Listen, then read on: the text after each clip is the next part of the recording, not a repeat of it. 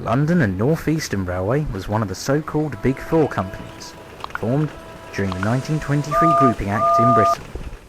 In this form, with engines from the North Eastern region and Great Northern Railways, it lasted a mere 25 years, but left an everlasting impression of luxury, prestige and speed. 40 years after the end of British mainline steam, these are the stories they tell. 1952. A grim year for British steam locomotives. It was the year that the British Transport Commission proposed a plan for the modernisation and re-equipment of British railways.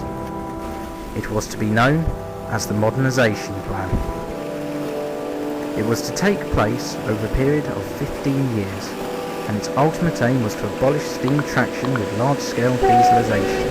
However, large-scale electrification on the eastern region, Kent, Birmingham and central Scotland were planned.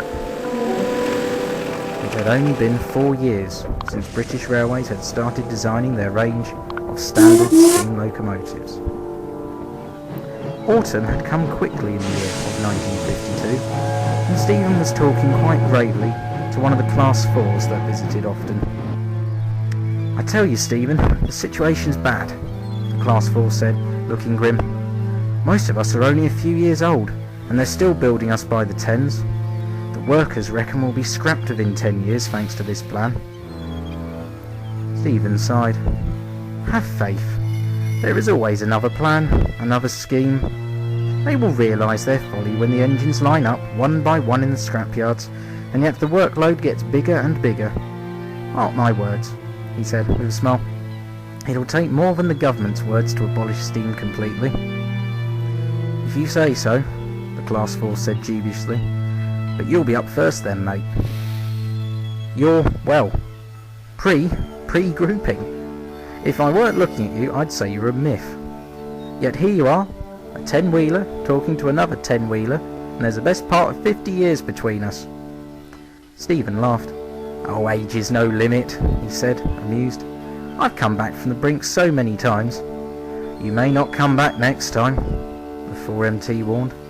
"I saw a tank engine cut up on a siding the other day, where he failed." Stephen was shocked, but tried not to show it. "On the siding, you say?" he asked. The Class 4 looked grim. "He burst one of his cylinders, and that was that," he said.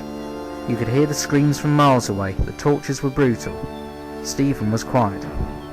"Word is, if they think you're not worth fixing, they send you for scrap.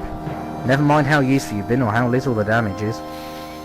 The foreman shouted something to the Class 4's driver, and he let off steam. "Well, see you later, Stephen," the engine said. "I hope we meet again." "I do too," murmured Stephen, watching the Class 4 puff away. Alan arrived back home that afternoon.